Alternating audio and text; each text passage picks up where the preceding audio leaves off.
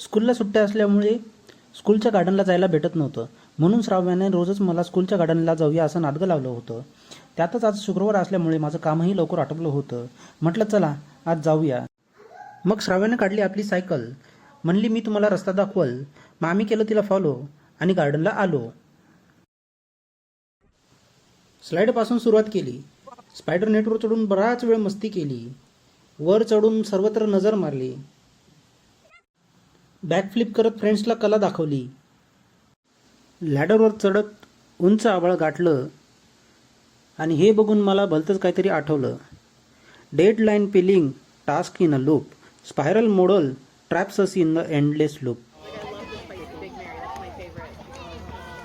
Group swing करून घालवली घटका, सोलो स्विंग करता करता बसला या पट्ट्याला दणका.